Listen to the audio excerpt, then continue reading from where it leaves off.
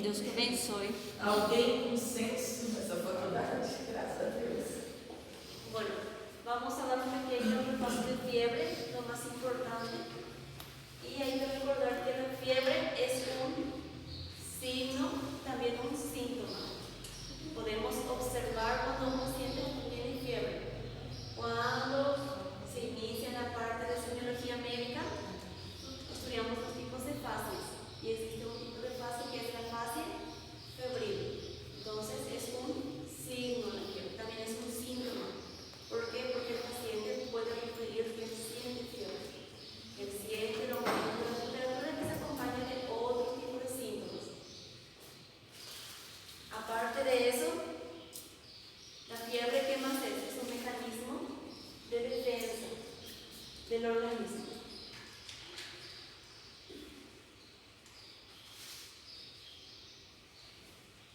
Y la fiebre está regulada por el centro termorregulador.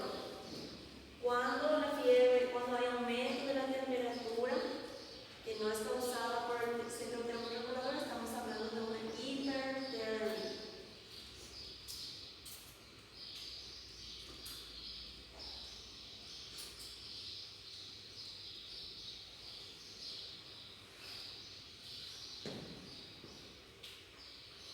La temperatura corporal normal es de 37 grados Celsius, que puede tener una variación de 0,6 grados Celsius. Puede ser menos o puede ser más.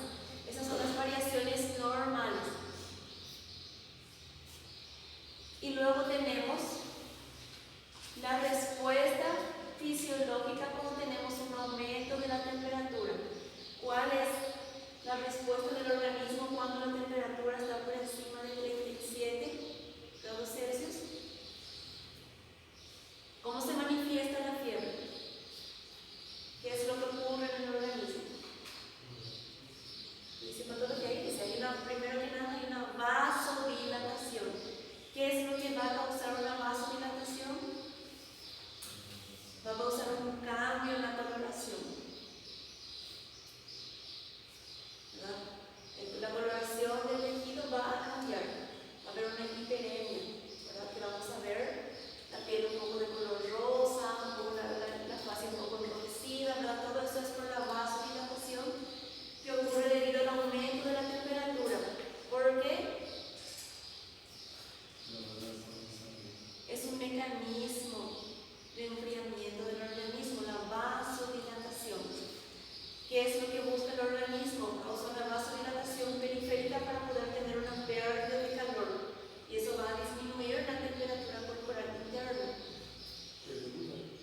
Por eso, ¿cómo? Pero no baja. Sí, baja. Por eso hay fiebres. Vamos a ver que hay fiebres que se ven con medicación y sin medicación. Cuando tenemos una vasodilatación periférica, después de que se acompaña de sudoración. Es por eso que conocemos cuando hace mucho calor cómo está la fase de la gente. Una persona que caminó bajo 40 grados varias cuadras, ¿qué es lo que ocurre después? ¿Cómo llega esa persona? Transpirado. Sí. ¿Y la coloración de la piel cómo está? Sí, ¿verdad? ¿Por qué? Porque el mecanismo produjo una vasodilatación. Es el mismo mecanismo. Para la fiebre también tenemos una vasodilatación periférica. Vamos a tener un aumento de la sudoración. Y hay que recordar los tipos de disipación del calor. Está por convección. ¿Qué es la convección? Cuando producimos un aumento de temperatura por el movimiento. Una persona que estuvo haciendo mucha actividad física, que estuvo corriendo, ¿verdad? Aumenta la temperatura corporal. Es normal. ¿Y qué es lo que pasa después? Hace la vasodilatación con sudoración. Eso es un tipo de mecanismo por convección, por evaporación. Cuando tenemos ese mecanismo, ese sí es propio de la fiebre. ¿Verdad? Pérdida insensible.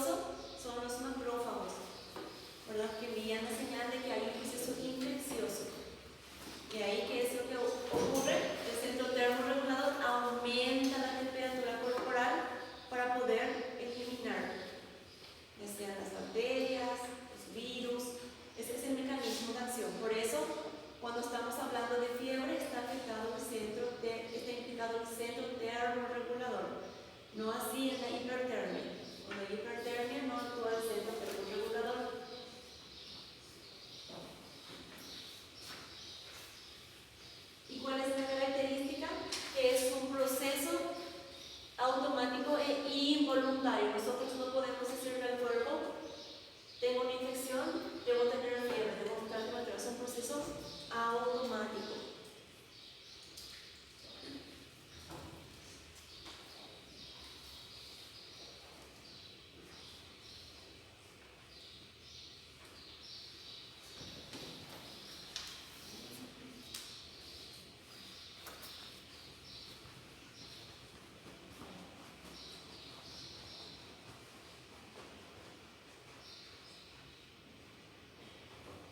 Observando esta imagen, podemos ver que la temperatura corporal varía de acuerdo a la región del cuerpo en condiciones normales y en condiciones patológicas.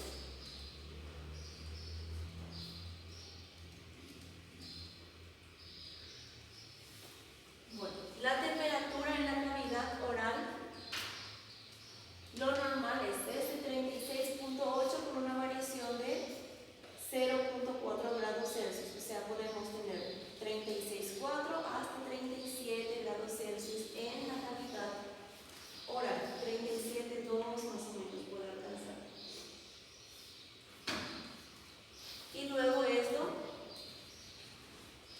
vuelve a variar. Por ejemplo, en la temperatura rectal tenemos un aumento de 0.3 mayor a lo que se obtiene en la cavidad bucal. O sea que si tenemos en la cavidad bucal una temperatura de 36.8, podemos tener una temperatura rectal más o menos de 37, 30, más o menos. Va a estar aumentado, un poquito aumentado.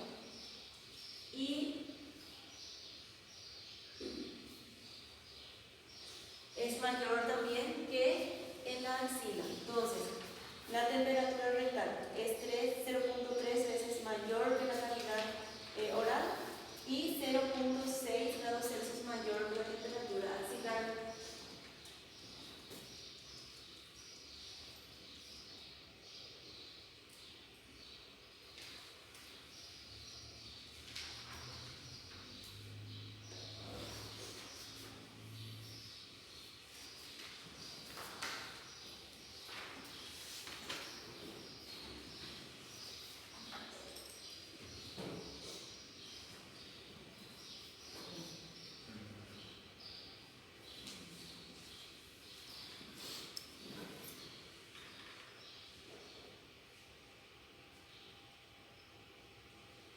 ¿Cuándo vamos a pensar en una fiebre? Cuando superamos los 37.5 grados Celsius. En la práctica médica, esto se conoce recién como una febrícula, a partir de 37.5. Pero para la literatura, a partir de 37.5 ya se puede considerar fiebre.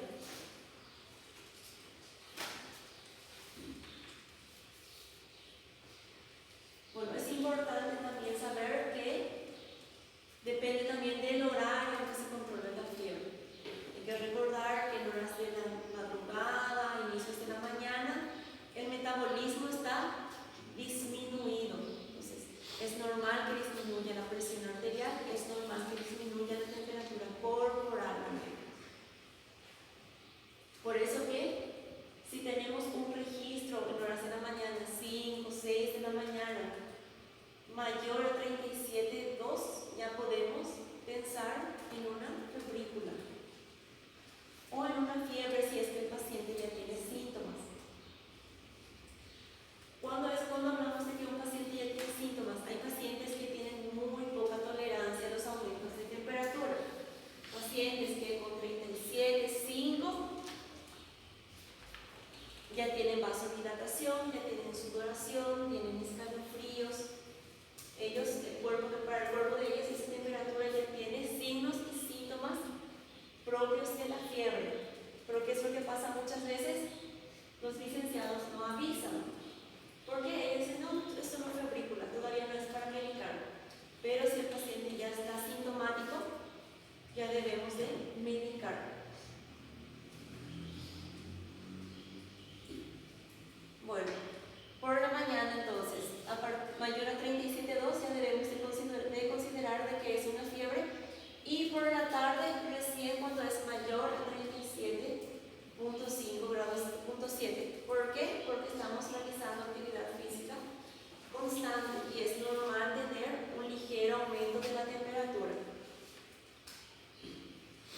Y hablamos de hiperpirexia cuando tenemos temperaturas muy elevadas.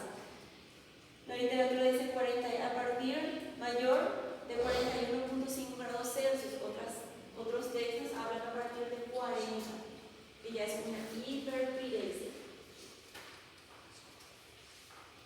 ¿Por qué es importante la hiperpirexia? Sobre todo en niños. En niños, cuando se alcanza una temperatura mayor o igual a 40 grados, ya puede tener convulsiones febriles. En adultos no. Los adultos no convulsionan con temperaturas altas, pero los niños sí. Y si no logramos disminuir la temperatura corporal de forma rápida, pueden tener afectación neurológica. Por eso es importante tener en cuenta la hiperpirexia siempre. En adultos, ¿qué va a causar? Cuando un adulto llega a temperaturas de 40 a 41 grados Celsius, no convulsiona, pero después tiene muchos síntomas secundarios.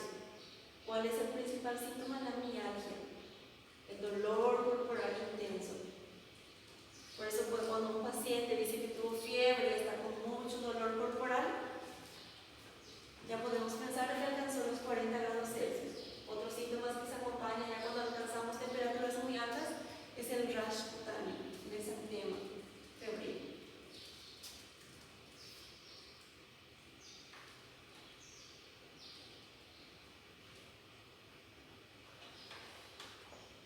Cuando hablamos de hipotermia, cuando tenemos una temperatura corporal menor a 35 grados Celsius.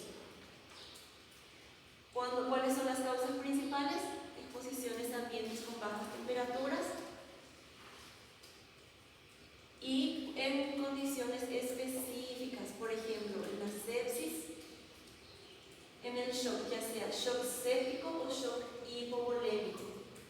Por eso, cuando un paciente que está con un cuadro respiratorio, una neumonía grave, que estuvo varios días con fiebre y luego viene a la urgencia ya con signos de vasoconstricción generalizados, temperatura baja, eso es un mal pronóstico. En el shock séptico también podemos ver lo mismo y también en otro tipo de shock. En el shock hipovolémico, hay que recordar que la sangre es encargada también de transportar calor. Cuando tenemos una pérdida de sangre muy importante, el paciente va a tener un shock hipovolémico y también puede tener una hipotermia severa. Por eso es que cuando un paciente tuvo mucho sangrado, hay que expandir al paciente, hay que pasar líquido tibio. Se calienta un poco la sangre y se calienta también un poco el suero, la solución fisiológica que va a recibir, para evitar la hipotermia. Luego tenemos algunas sustancias que causan hipotermia. El alcohol, principalmente el alcohol y principalmente en invierno. ¿Qué es lo que causa el consumo de alcohol? Porque el que está bebiendo bebidas alcohólicas en pleno invierno puede andar desafinado por eso. ¿Cómo? Para ficar quente. Sí, aparentemente. Pero ¿qué es lo que causa? El alcohol causa mucha vasodilatación. Entonces la persona siente que está con calor por la vasodilatación. Pero ¿qué es lo que está? Hay que recordar que la vasodilatación es un mecanismo de enfriamiento del cuerpo. La persona toma mucho alcohol, causa mucha vasodilatación, pero internamente se está perdiendo calor. Y luego se va a generar una hipotermia. Luego fármacos de uso psiquiátrico y también algunos anestésicos. Es muy común que un paciente que ingresó a una cirugía que duró mucho tiempo, estuvo varias horas con anestésicos, luego sale del quirófano y tiene un poco de cianosis. La cianosis periférica y está con chuchos, el paciente con escalofríos. ¿Por qué? También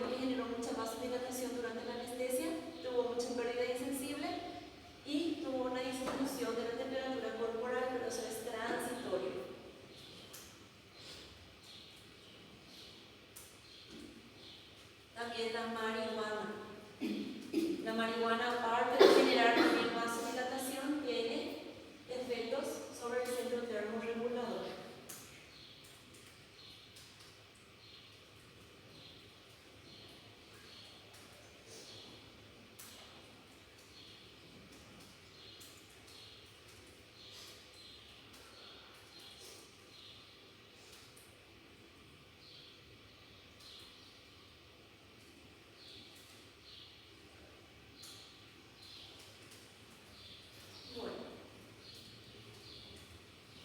Como ya mencionamos, la fiebre es una respuesta normal del sistema nervioso central, que es independiente del desencadenante. O sea que la fiebre puede o no depender del grado de infección. Hay pacientes que con una infección leve tienen mucha fiebre.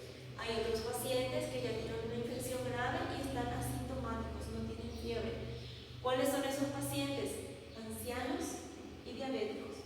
No debemos esperar a que un paciente anciano, un paciente de tercera edad y un paciente diabético tengan fiebre como una respuesta infecciosa o una respuesta inflamatoria.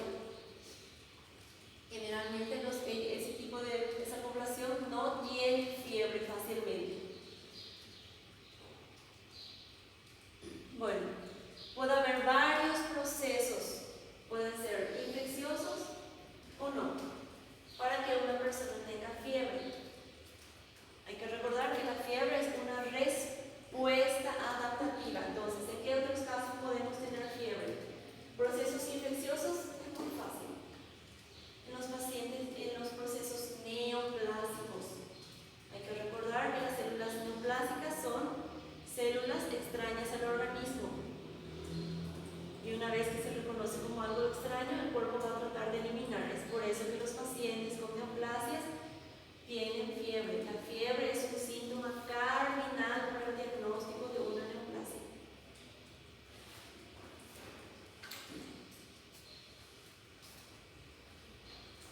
Después, ¿qué otros tipos de patologías? Las enfermedades autoinmunes. Vimos que en el lupus la fiebre es un criterio para el diagnóstico. El lupus es una enfermedad autoinmune.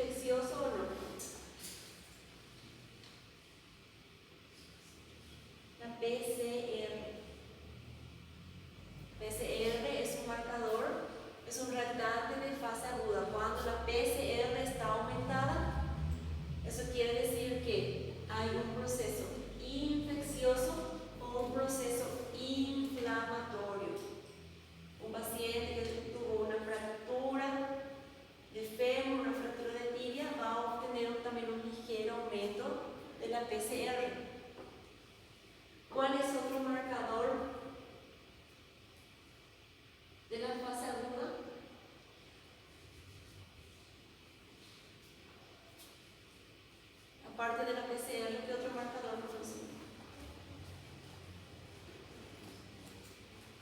El dímero D también. El dímero D también es un reactante de fase aguda. También la ferritina en algunos procesos. Pero lo que más usamos comúnmente es la PCR. Que vamos a tener un aumento de la PCR y vamos a tener una disminución de la vasopresina. ¿Por qué? Porque el cuerpo lo que quiere causar es una eliminación del calor, de la temperatura corporal.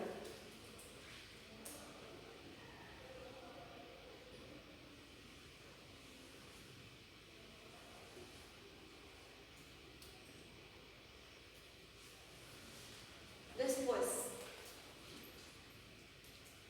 un síntoma principal en la fiebre es el escalofrío. Pero ¿cuándo tenemos escalofrío? Ya cuando la temperatura vuelve a disminuir, cuando la temperatura ya está bajando. Por eso, para recordar, cuando hacemos una historia clínica hay que describir las características de la fiebre. ¿Cuándo comenzó? ¿Cuánto tiempo duró? ¿Cómo terminó la fiebre? Si el paciente necesitó ingesta de medicación o si la fiebre se dio de forma espontánea.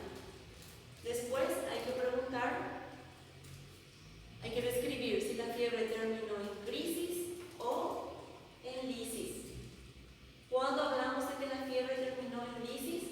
Cuando la temperatura corporal fue disminuyendo de forma gradual y el paciente no tuvo síntomas, tal vez un poco de sudoración.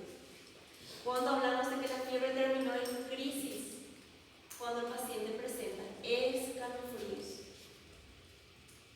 Eso es importante porque, por ejemplo, la fiebre causada por la tuberculosis siempre termina en lisis. El paciente tiene una sudoración, nada más.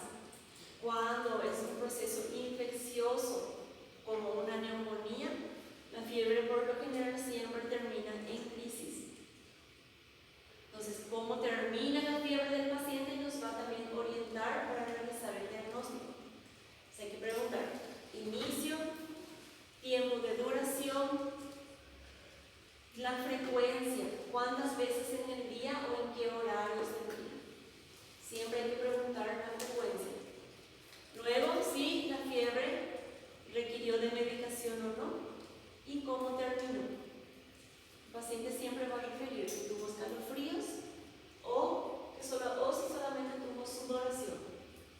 Entonces ya saben, en lisis es cuando no hay escalofríos y en crisis es cuando hay escalofríos, lo que se conoce como el chucho, los temblores.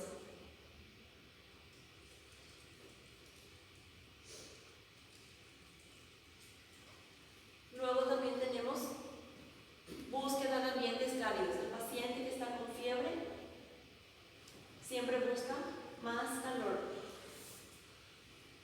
¿Cómo descubrimos que un paciente tiene fiebre por lo general en el hospital? Al hacer la recorrida médica.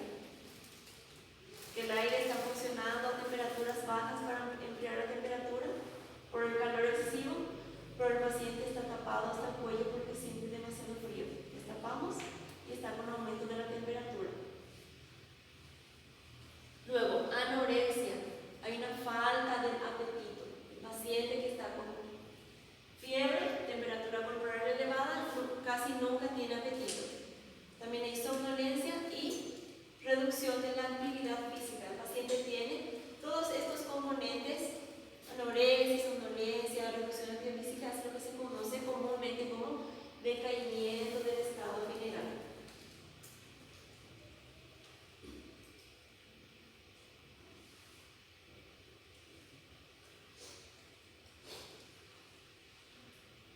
Hay una patología viral que siempre les menciono que cumple con todos estos criterios, que es el dengue. El paciente con dengue cumple con todo. Hace una fiebre típica. Siempre hay falta de apetito.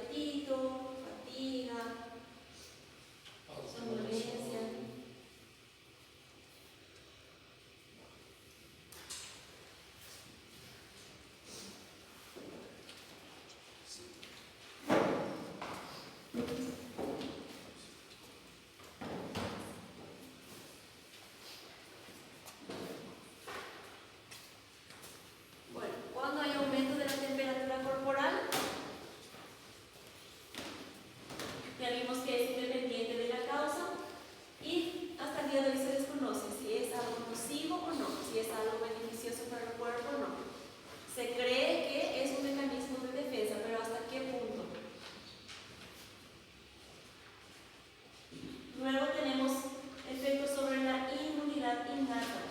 ¿Qué significa esto? Que si es un cuadro infeccioso vamos a tener aumentos de los neutrófilos. Si es algo viral, si es bacteriano neutrófilo, si es algo viral, vamos a tener un aumento de los linfocitos. Entonces, estas células aumentan de acuerdo a lo que esté ocasionando el aumento de la temperatura corporal. Linfocitos.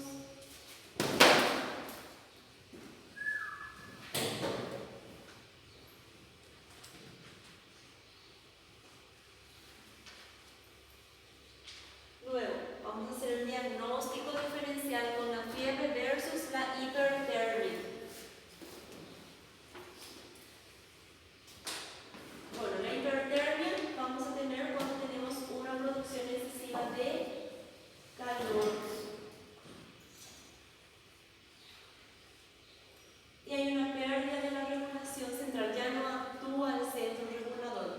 Un ejemplo muy clásico de la hipertermia es el golpe de calor. Cuando hay muy altas temperaturas ambientales, el paciente que está mucho tiempo sometido a una temperatura muy elevada va a tener una hipertermia, que es muy peligrosa. En el verano hay mucho golpe de calor, pero no es porque todo el mundo tiene fiebre, es porque todo el mundo sufre una hipertermia. ¿Y qué es lo que buscamos? ¿Cuál es el tratamiento de la hipertermia? Es la reposición de la pérdida insensible. El paciente tiene mucha pérdida insensible y también sufre de una deshidratación. ¿En qué otros casos podemos tener hipertermia? En pacientes que tienen un traumatismo cráneoencefálico severo, que tienen una pérdida, una lesión hipotalámica y ya no hay un centro termorregulador. Eso es lo que se conoce como una fiebre de origen central, hipertermia de origen central. ¿Y cómo vamos a hacer el diagnóstico diferencial? Con la historia clínica. Tenemos que buscar algo que justifique que el paciente esté con una temperatura elevada, ya sea procesos infecciosos, procesos autoinmunes, procesos neoplásicos.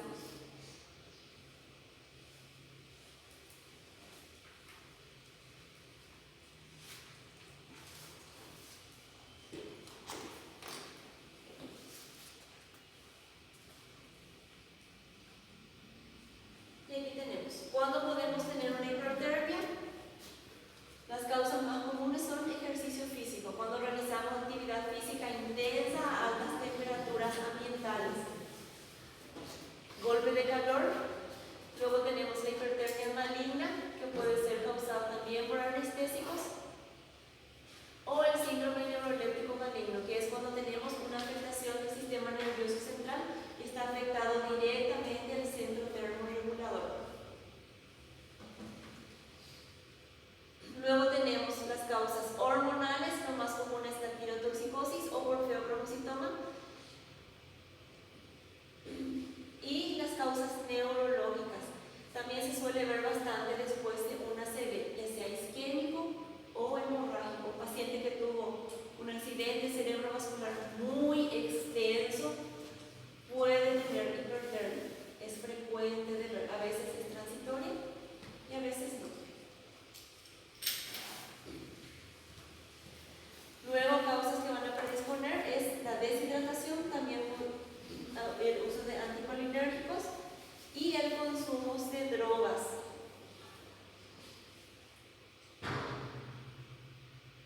Sobre todo la marihuana. Hay que tener cuidado con la marihuana porque la marihuana puede causar, ya vimos que puede causar hipotermia y también vemos que puede causar una hipertermia. La marihuana también lo que causa mucho puede causar tumores superficiales. Hay personas con consumo de marihuana que desarrollan tumores superficiales y si no desarrollan eso,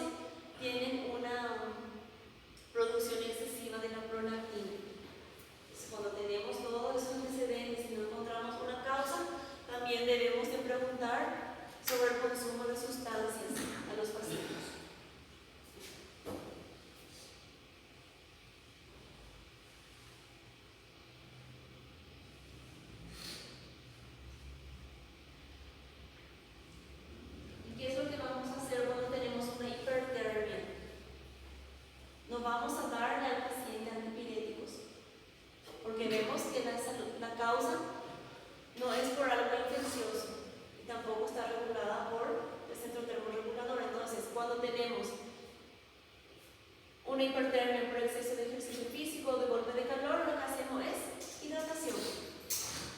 Hidratamos al paciente y le ponemos en un ambiente bien fresco, un ambiente frío, para poder disminuir la temperatura corporal.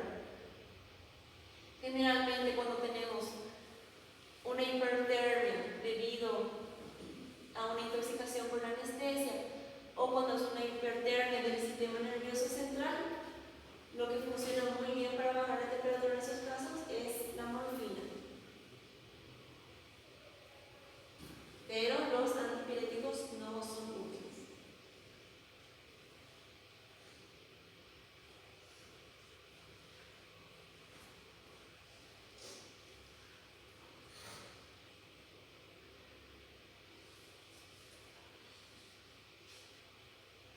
Bueno, ¿qué más vamos a tener en cuenta para poder hacer el diagnóstico diferencial?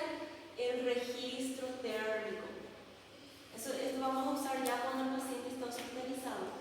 Ver el patrón, la característica que tiene la fiebre es muy importante.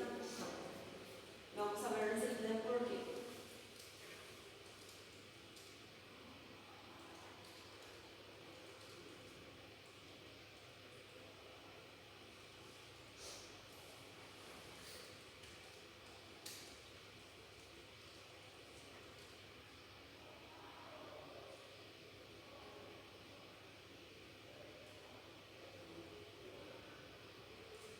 Dá para voltar só um pouquinho?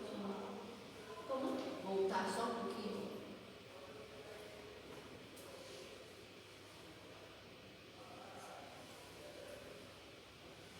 Gracias.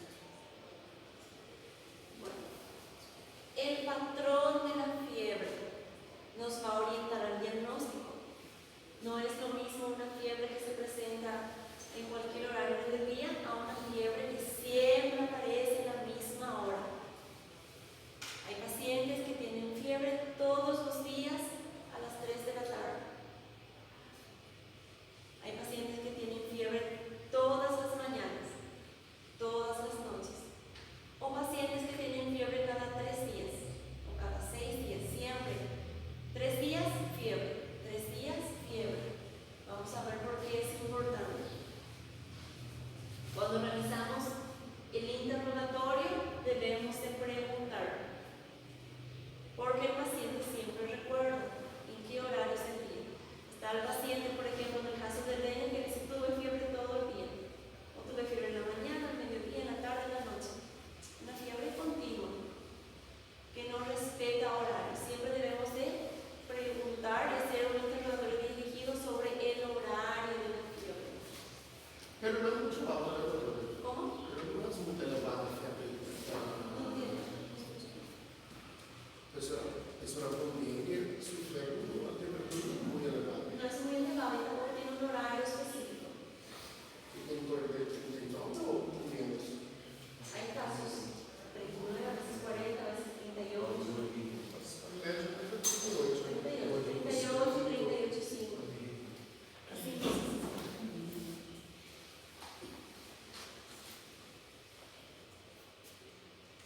Bueno, hay que recordar. Dijimos que lo normal es 37.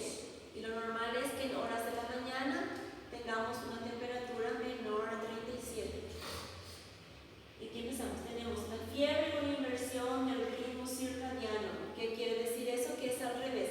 El paciente tiene más fiebre en horas de la mañana que en la tarde. Eso es una inversión, porque lo normal que es que por la mañana la temperatura esté baja y esté más aumentada en la noche o en la tarde. Y hablamos de inversión cuando el ritmo está al revés. La temperatura está alta durante la mañana y está normal en horas de la tarde noche. Bueno, un ejemplo de la fiebre con inversión del ritmo circadiano es la tuberculosis. El paciente con tuberculosis refiere que, ¿cómo amanece el paciente con tuberculosis? Con sudoración. Tal vez no se percata de la fiebre, algunos sí se percatan porque más o menos a las 4, 5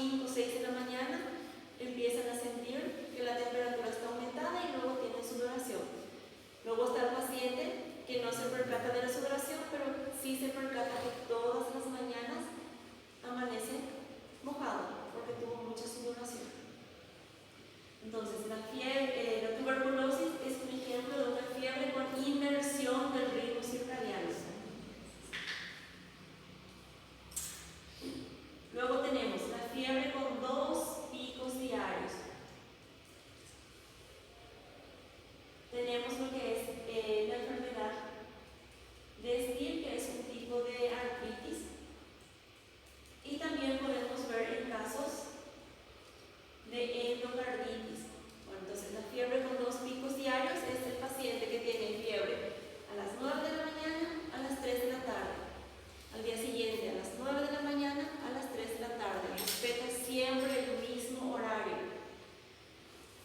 ¿En qué otros tipos de patologías es muy común de ver? En los pacientes con gonorrea y en los pacientes en zonas endémicas. Canindeyú es una zona endémica. Para el calázar, ¿qué es la calázar? Es la leishmaniasis visceral. Entonces, la leishmaniasis, las endocarditis, las artritis y la gonorrea son solo ejemplos, pero son patologías que tienen fiebres en picos, generalmente 2 picos diarios, en el mismo horario. Otra patología que siempre respetan, que tiene por lo general también 2 picos y siempre respetan el mismo horario, son los abscesos. Un absceso renal, un absceso retroperitoneal, cuando hay una entidad encapsulada que no está diseminada, es solo localizada. También podemos tener fiebres en picos. ¿Y cuál es la característica? Que son picos diarios. El paciente tiene fiebre todos los días en el mismo horario.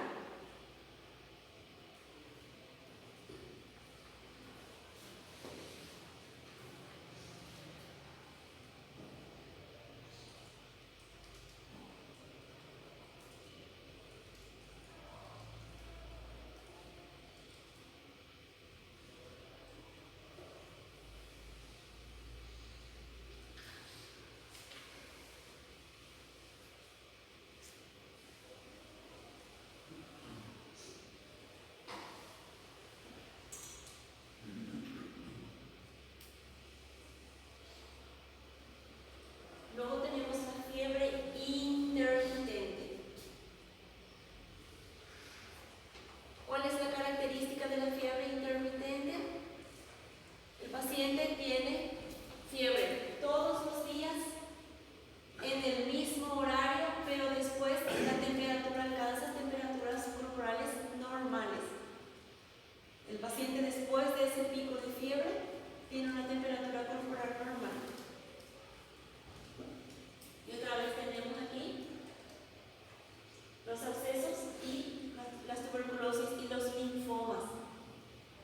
Los linfomas también tienen sudoración de qué tipo? Nocturna. Entonces, como pueden ver, para la tuberculosis ya tenemos 2 características.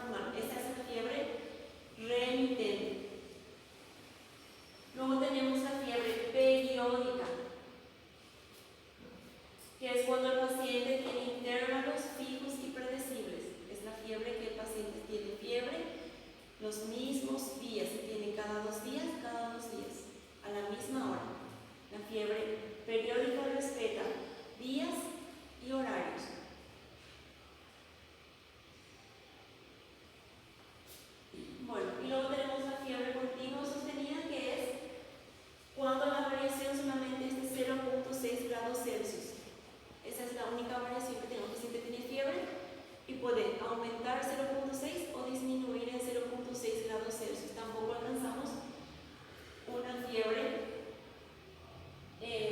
una temperatura corporal normal en la fiebre sostenida. ¿Cuál es la diferencia? Que en la fiebre remitente no vamos a tener, o sea, vamos a tener esta alteración solamente cuando el paciente tiene fiebre. Si yo tengo fiebre hoy, no voy a alcanzar una temperatura corporal normal durante todo el día de hoy, pero mañana puedo alcanzar. Y en la fiebre sostenida tenemos, es muy similar, pero es todos los días. Eso deben de tener en cuenta. La fiebre remitente ocurre esto solamente en el día de la fiebre. Y la fiebre sostenida es una fiebre de todos los días. Y generalmente se normaliza cuando logramos controlar el proceso que está causando.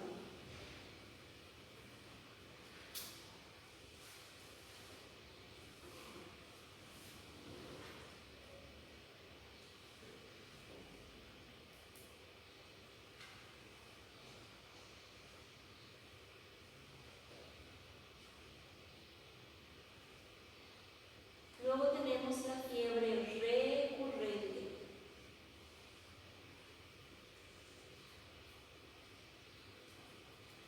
Bueno, en la fiebre recurrente, dice que la fiebre recurrente puede tener un patrón intermitente, continuo o remitente. Vamos a retroceder. Tienen que recordar los patrones, ¿sí? Intermitente es fiebre sí, fiebre no, fiebre sí, fiebre no. Remitente es cuando la temperatura corporal aumenta y no vuelve a alcanzar una temperatura corporal más alta. Y continua es de todos los días. La temperatura está aumentada todos los días. Y en la fiebre recurrente es una combinación. ¿Cuál es la característica? ¿Qué es lo que vamos a diferenciar? El paciente puede tener fiebre. Aquí está 35. Aquí empieza la fiebre. El paciente puede tener fiebre, puede alcanzar un patrón y nunca alcanzar una temperatura corporal normal, pero va a llegar a un punto en el que sí. Esto puede durar días, semanas y meses, y luego el patrón se va a volver a repetir.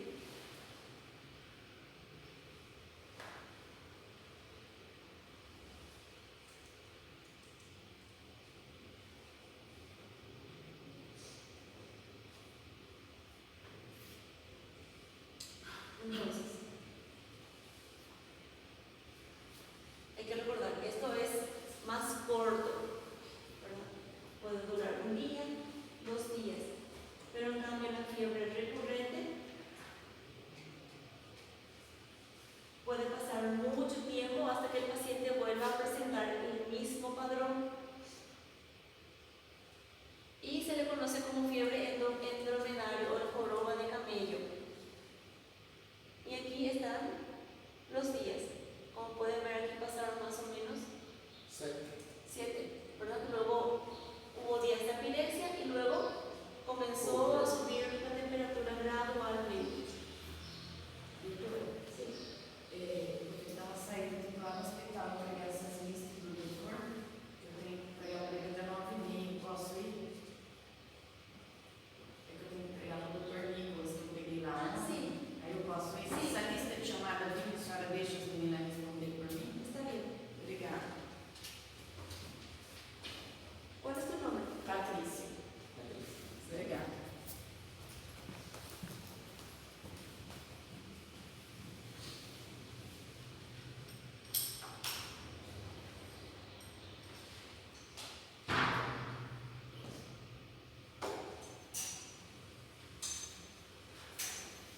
Bueno, luego tenemos la fiebre de Bell-Epstein, que dura 4 a 5 días y se alterna también con periodos de duración similar. O sea que el paciente va a tener fiebre, puede alcanzar la temperatura corporal normal o no, pero va a durar siempre 4 a 5 días. También este tipo de fiebre vemos bastante en los pacientes con artritis.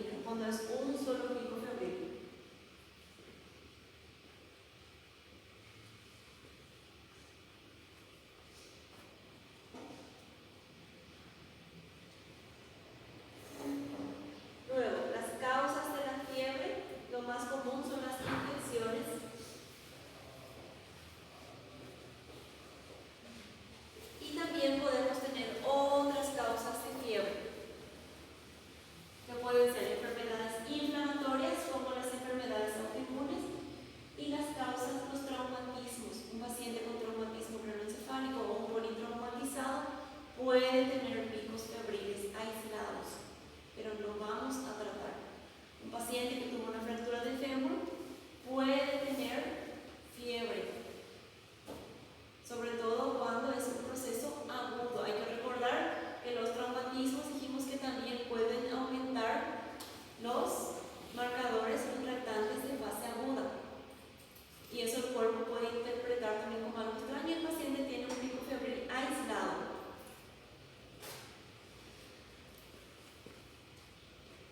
Luego las metabólicas agudas, un paciente con hipertiroidismo puede tener también episodios de fiebre. Las causas vasculares, hematopoyéticas, endógenas, hay muchas causas. Y las causas tumorales, ya dijimos, toda neoplasia genera fiebre, causa fiebre. Luego tenemos las causas más comunes en pacientes inmunocompetentes. No inmunodeprimidos, inmunocompetentes, que somos todos nosotros. Pueden ser las vías aéreas superiores, infecciones cutáneas, peripartes blandas, infección urinaria y neumonías. Es normal que un paciente inmunocompetente tenga fiebre en todos estos casos. Esas son las causas más comunes que debemos de buscar cuando el paciente tiene fiebre. Sobre todo cuando hay afectación de las vías urinarias, una infección urinaria, el paciente puede tener fiebre antes de tener síntomas urinarios. A veces hace el diagnóstico de una infección urinaria antes de que el paciente tenga síntomas urinarios. O en ocasiones el paciente tuvo febrícula, una febrícula leve, o una fiebre que no consideró, porque después, a veces lo que pasa es que el paciente no dice tengo fiebre o tuve fiebre. El paciente lo que dice es tuve mucha sudoración, muchos escalofríos, tiene los síntomas. Después, cuando la fiebre ya se dio, el paciente no se percató de la fiebre, pero se percató de los síntomas acompañantes de la fiebre. Doutora, a bactéria mais comum é Escherichia coli. Sim. Pero algumas pacientes estão fazendo seus estudos e se deparam com uma infecção urinária, pero não há sintomas. ¿Hace qué? Se depara com uma infecção urinária, pero não haver sintomas. Sí. Cuando podemos tener una infección urinaria en el laboratorio, pero el paciente no tiene síntomas. Sim.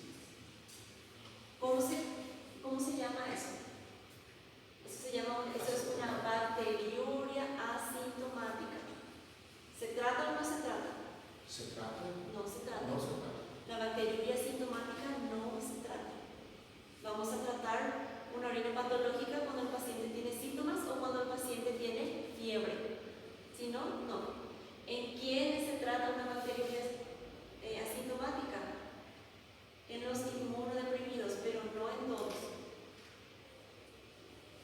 En gestantes, las embarazadas, tengan o no tengan síntomas, pero tienen una orina patológica, hay que tratar la infección urinaria. En pacientes con VIH y en pacientes oncológicos que están en tratamiento con quimioterapia. Luego otro grupo que hay que tratar son los diabéticos. Recuerden que los diabéticos no van a tener fiebre y tampoco van a tener síntomas urinarios, porque la diabetes también afecta el sistema nervioso central y el periférico. Entonces, síntomas el paciente puede no tener. Lupus também se trata? ¿Cómo? Pacientes com lupus? Dependiendo de la medicación que esté recibiendo en ese momento. El paciente puede estar recibiendo solo hidroxicloroquina, en ese caso no. Si el paciente está recibiendo hidroxicloroquina, que es el tratamiento del lupus, y aparte de eso está recibiendo corticoides, está recibiendo prednisona, dosis muy altas, o metilprednisolona, sí. ¿Por qué? Porque los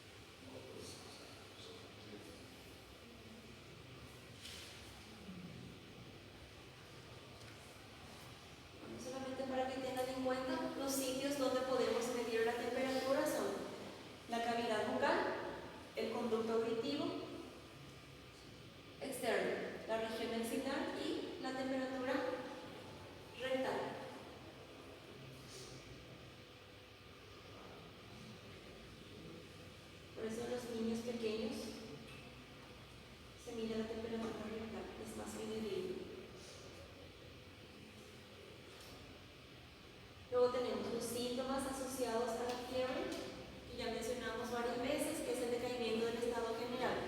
Debilidad, anorexia, puede haber dolor articular o dolor muscular, cefalea, claustrofobia y el dolor ocular leve, que no es lo mismo que el dolor ocular cuando hay leve. Es diferente. El paciente con fiebre dice que le duelen un poco los ojos, sobre todo a la palpación, pero el paciente con dengue, ¿qué dice? Duele por detrás. El dolor de dengue es retroocular. Como ya les mencioné, que depende mucho de la tolerancia de cada paciente. Algunos pacientes toleran bien una temperatura de 37,6, 37,7, en cambio otros no. Otros pacientes con 37,5 ya tienen sudoración, tienen escalofríos. Depende del umbral de tolerancia de cada paciente.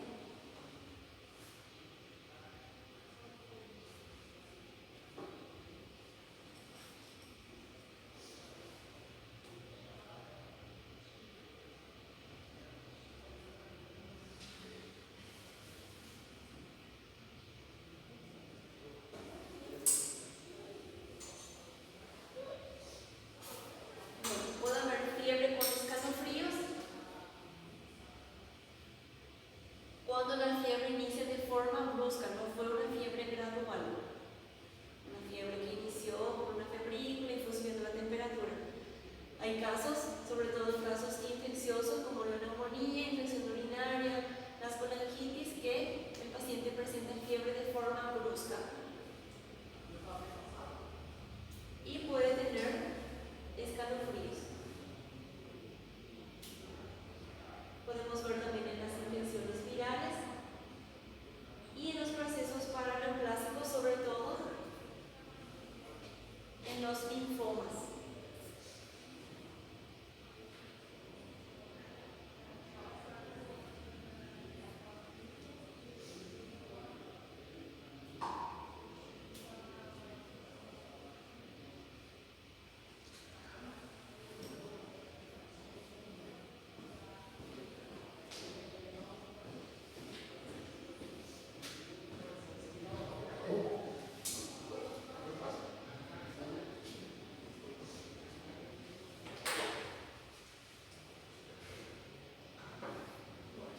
Y como ya les mencioné, hay que preguntar siempre las características de la fiebre. Dice aquí que puede ser con escalofríos, que es cuando el paciente tiene un poco de temblores, y castañeo de los dientes, son como los chuchos. Y en algunos casos, que es la sensación de destemplanza, que es lo que más frecuentemente presentamos todos. No todos tenemos escalofríos cuando tenemos fiebre, pero todos tenemos un decaimiento del estado general. Sí o sí, ningún paciente febril se siente bien. Eso deben de tener en cuenta.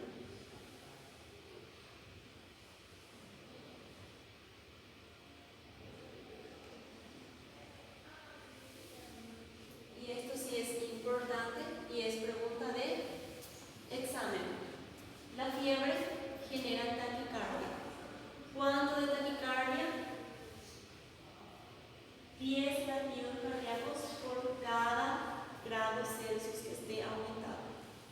Si el paciente tenía una frecuencia de 70 latidos cardíacos con 37 grados Celsius, cuando alcance los 38 va a tener 80. Cuando tenemos sospecha de fiebre o no lo queremos constatar, debemos de mirar siempre el registro de enfermería o hacer un control nosotros mismos de la frecuencia cardíaca. Si el paciente tiene 37 grados 5, 37,6, es una febrícula, pero el paciente ya está con taquicardia, debemos de medicar. ¿Por qué? Porque para ese paciente el organismo ya reconoce 37,6 como una fiebre y no como una febrícula. Por eso es importante el control de la frecuencia cardíaca.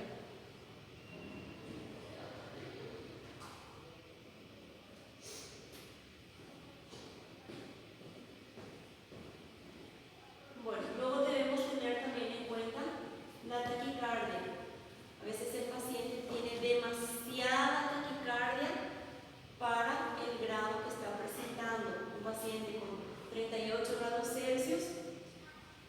pero que está con 130 de frecuencia cardíaca. Ahí ya hay una disrelación, ya no se correlaciona.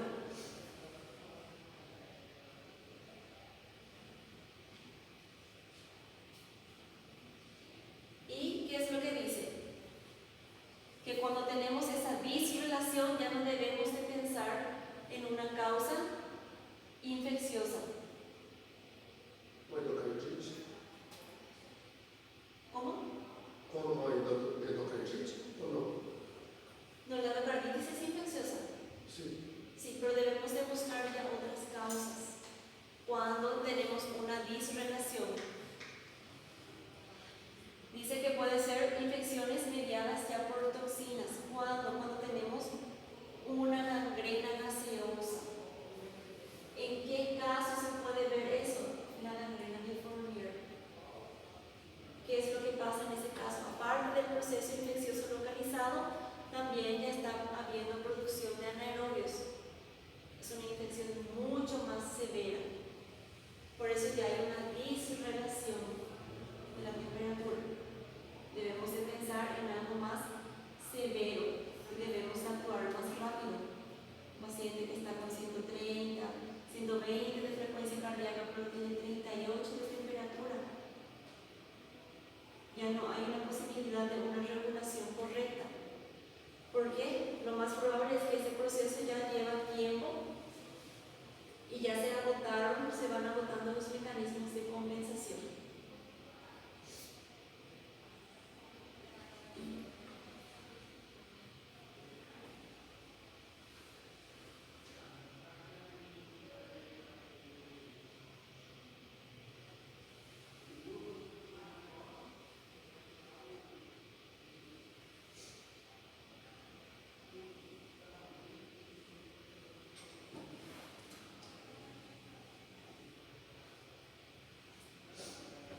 Bueno, luego tenemos la disociación esfingotérmica, que dice, es la coexistencia de fiebre con bradicardia relativa. Debemos de pensar que puede ser una fiebre tifoidea, una gripe o una fiebre ficticia. ¿Cuál es una fiebre ficticia? Cuando tenemos un fallo de la medición o cuando nosotros queremos intencionalmente aumentar la temperatura. ¿Cómo se consigue eso? Proporcionando calor local en el sitio donde vamos a controlar la temperatura. También puede haber esa disociación cuando la fiebre es inducida por fármacos o por la brucelosis. En estos casos no vamos a tener taquicardia acompañando la fiebre. Podemos tener una frecuencia cardíaca normal o una bradicardia.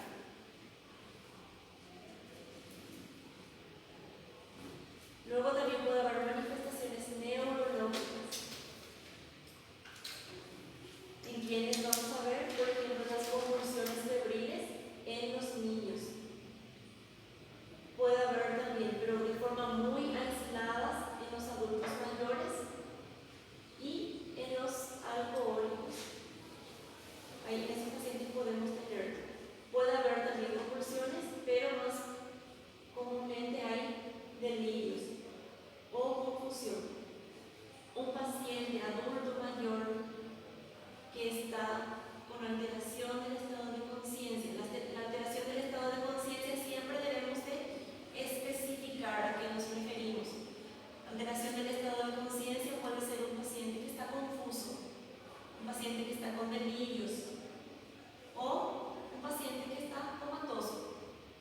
Entonces, la alteración del estado de conciencia debemos siempre de especificar a qué nos estamos refiriendo.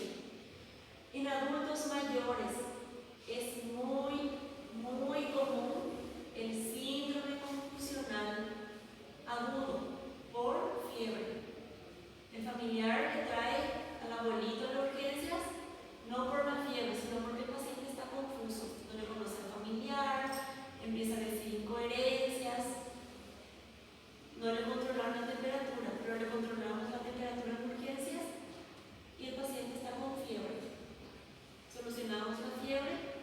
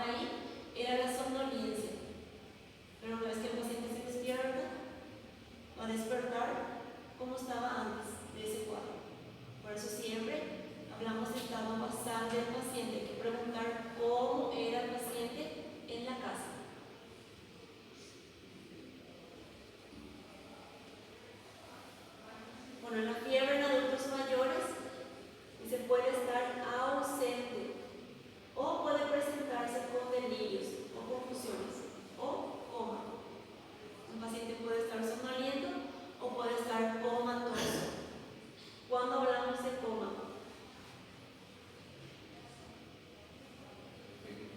¿Cuándo decimos que un paciente está en coma? Como perde os seus movimentos de detalhe, ¿Cómo? perde os movimentos. Hablamos de coma cuando el paciente no responde a estímulos. No responde a estímulos verbales ni a estímulos dolorosos. Ahí estamos hablando de coma. El paciente no responde a ningún tipo de estímulo. Eso es el coma. El estupor es el estadio que está antes del coma.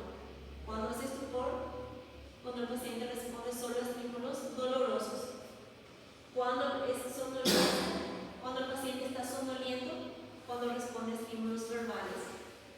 Si un paciente está aparentemente dormido, le hablamos y abre los ojos, comienza a hablar, termina el estímulo verbal y el paciente vuelve a dormir. Eso es la somnolencia.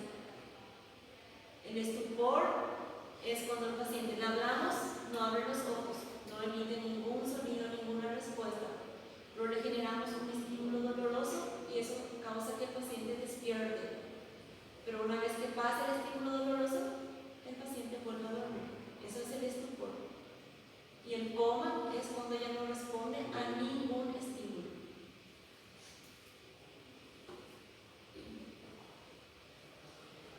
Bueno, ¿por qué el paciente adulto mayor no tiene fiebre? Porque ya tenemos una disminución de los mecanismos de respuesta.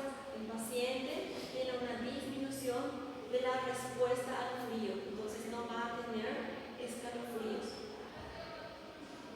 Tiene una pérdida de la grasa subcutánea y muscular.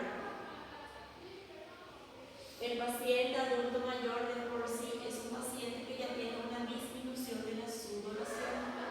Entonces tampoco vamos a encontrar la sudoración como una respuesta de la fiebre.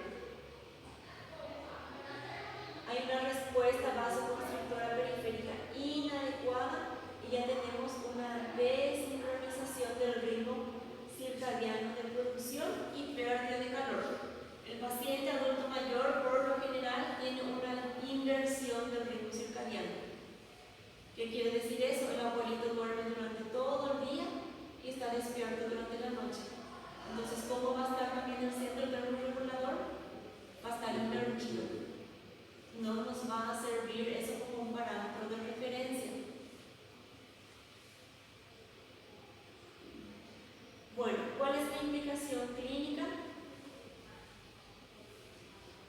Que hasta el 50% no va a tener fiebre cuando está con una neumonía, con una infección urinaria, con una colecistitis.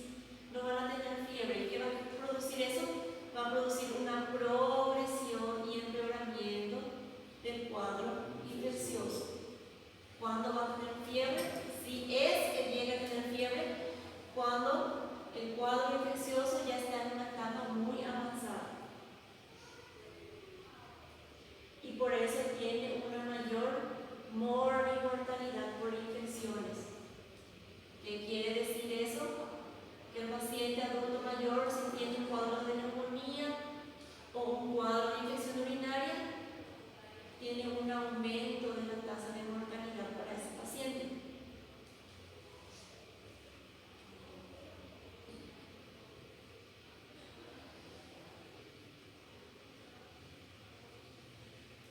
Entonces, aquí hay algo muy importante que menciona la colecistitis. Cuando se hace diagnóstico de litiasis biliar en adultos mayores o en pacientes diabéticos, hay que operar. Hay que retirar esa vesícula con litiasis. ¿Por qué? Porque cuando haya complicaciones propias de la litiasis biliar, no van a tener síntomas. Y vamos a descubrir la colecistitis ya en una etapa muy avanzada.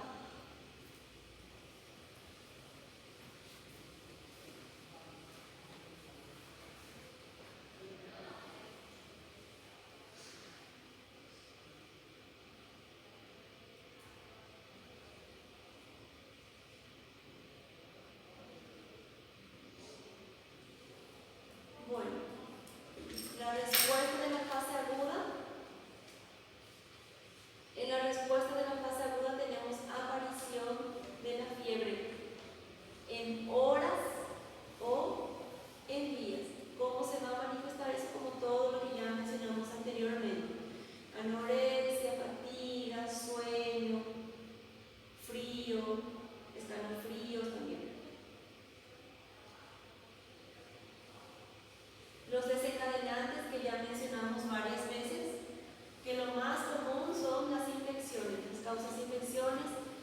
Las neoplasias también es muy común de ver. Cuando tenemos ejercicio extenuante estamos hablando de hipertermia. Golpe de calor también es hipertermia. El estrés psicológico, el estrés mental también puede producir fiebre. Puede producir sobre todo las fiebres aisladas que no tienen mucha importancia clínica.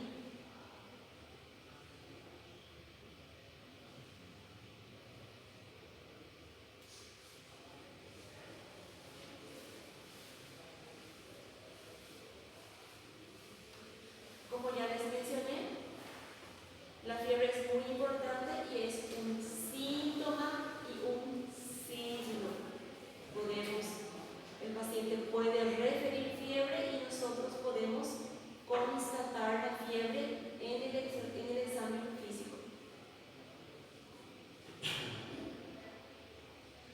Bueno, ¿y qué es lo que se eleva? Lo que se eleva son las citocinas cuando tenemos la temperatura corporal aumentada, que las citocinas van a enviar el estímulo necesario al centro termorregulador para que se genere la fiebre.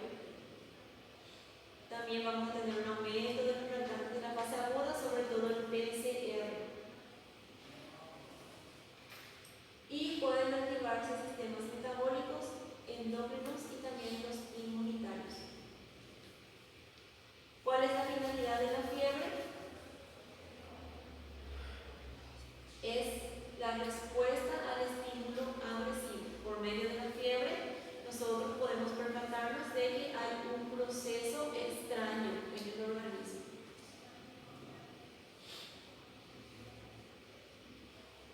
Ya vamos a terminar. Bueno, la fiebre.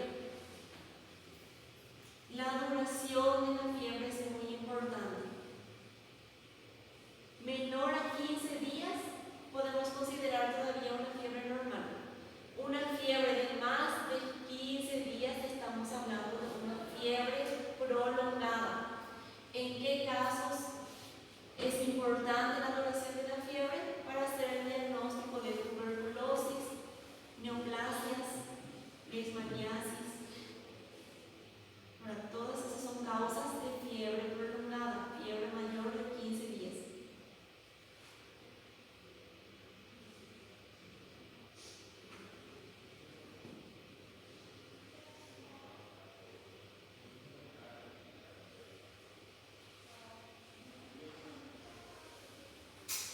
También la endocarditis causa una fiebre prolongada.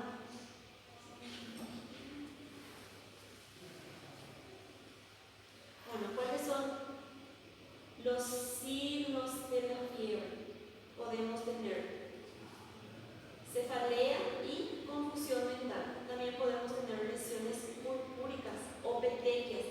En quienes es muy común ver este tipo de lesiones después de una fiebre en los pacientes sépticos, que tienen múltiples petequias o lesiones purpúricas después de cada pico febril. Mientras más picos febriles tenga el paciente, más lesiones cutáneas va a ir presentando.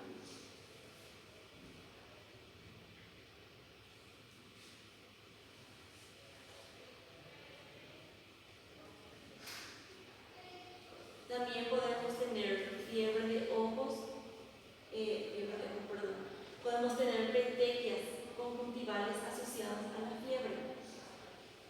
Donde puede ver y se ve es en la meningitis, en los cuadros de meningitis y también en los cuadros de endocarditis.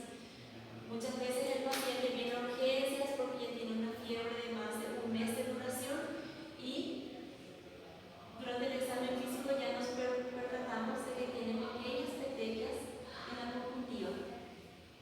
El paciente tiene decaimiento del estado general, una fiebre prolongada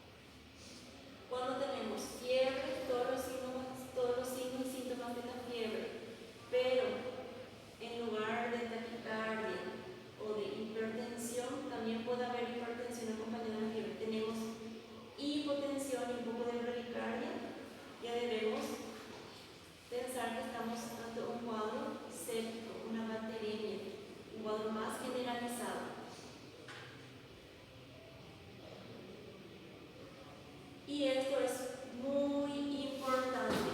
También es pregunta de examen, porque muchas veces pasamos por alto. Paciente esplenectomizado. ¿En qué casos es muy frecuente una esplenectomía?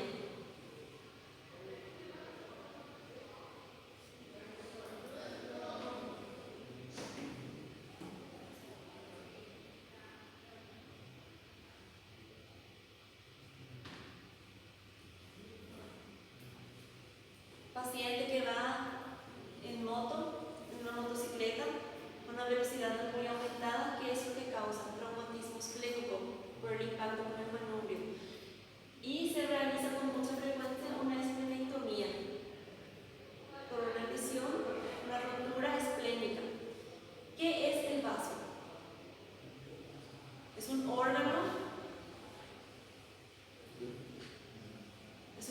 linfopoyético, el vaso.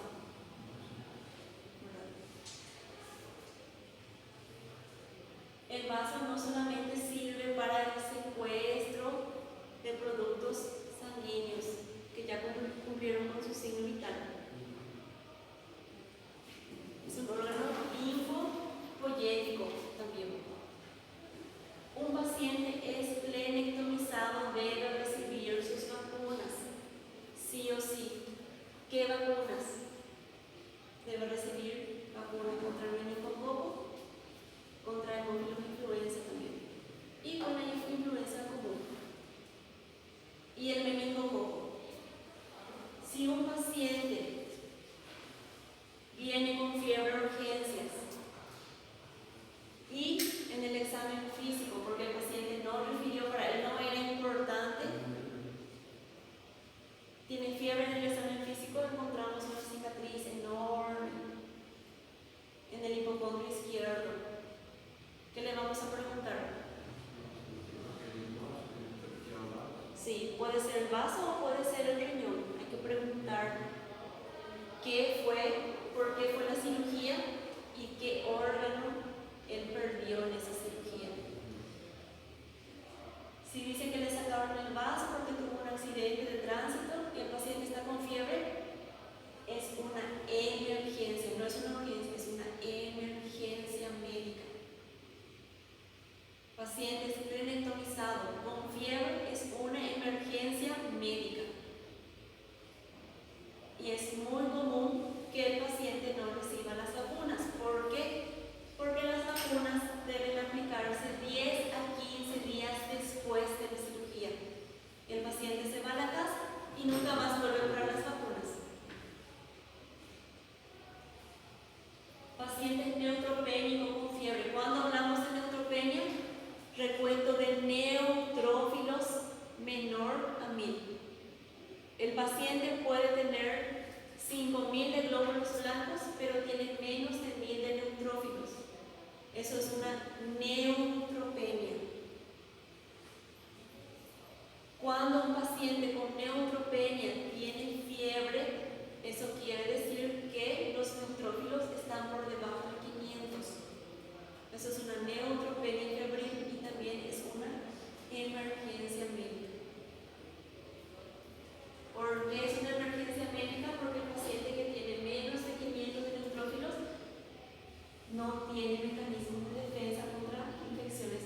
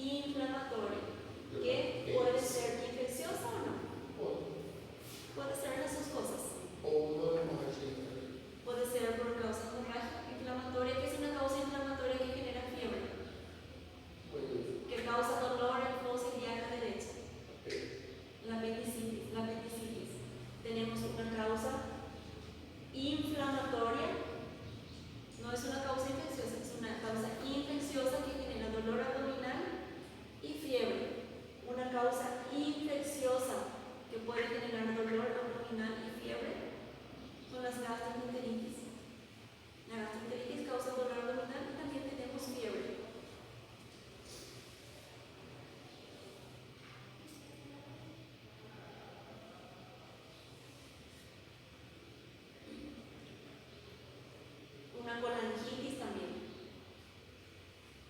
Va a causar dolor abdominal y también fiebre. ¿O quê? Una colangitis. O que é essa? La colangitis es la inflamación de la vía biliar.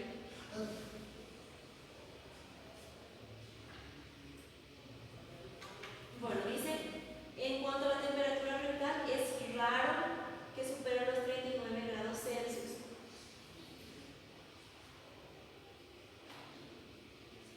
Pero cuando supera esta temperatura debemos de considerar ya que se debe a una estructura, que hay dolor abdominal, pero que el dolor abdominal no se debe a una estructura extraabdominal. Luego tenemos fiebre con dolor precordial. ¿En qué casos hay dolor precordial y fiebre? Podemos ver en la neumonía. Cuando es una neumonía complicada con derrame pleural. Que el paciente tiene dolor en punta de costado, que implora respiración. El paciente respira profundamente y siente dolor. Y también en la pericarditis, cuando hay un poco de líquido o una inflamación del pericardio, también el paciente siente dolor con inspiración profunda, pero la localización es diferente. Bueno, fiebre prolongada, ya les dije, más de 15 días. Y debemos de investigar ya procesos más crónicos. ¿Cuáles son esos procesos crónicos? Tuberculosis, leishmaniasis, neoplasias. Son las causas más comunes. La endocarditis son las causas más comunes de fiebre prolongada. Luego tenemos la fiebre de origen desconocido. Para hablar de fiebre de origen desconocido debemos de tener en cuenta ciertos criterios. Debe durar más de 15 días. Debemos tener registros de temperaturas mayor a 38 grados Celsius en más de 3 ocasiones. Y luego debe haber una imposibilidad de lograr un diagnóstico etiológico después de una semana de evaluación con el paciente internado. ¿Qué quiere decir esto? El paciente debe estar hospitalizado. Ya le hicimos todos los estudios necesarios, no llegamos a ningún diagnóstico. Entonces, eso se llama fiebre de origen desconocido. Tenemos 3 criterios. Primer criterio, duración más de 15 días. Segundo criterio, 3 registros, más de 3 registros de 38.3 grados Celsius. Y el último requisito es que el paciente debe estar hospitalizado por lo menos una semana, o sea, 8 días. Y en esos 8 días no llegar a ningún diagnóstico después de realizar todos los estudios necesarios. No es lo mismo tener un paciente internado por 8 días y que solamente le hacíamos control de hemograma. No, hay que hacer todos los estudios. Ejemplo de estudios: ecografías, tomografías, ecocardiograma, función lumbar, marcadores hormonales. Todos los estudios debemos de realizar. Y cuando no llegamos a ningún diagnóstico, es una fiebre de origen desconocido.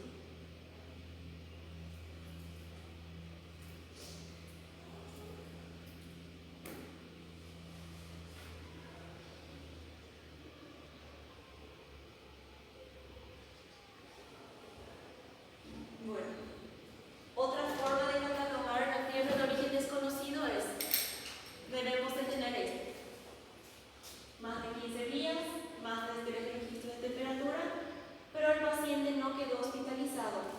En ese caso, le hacemos un seguimiento de estudios ambulatorios por 3 semanas, 15 días. El paciente venía a las consultas,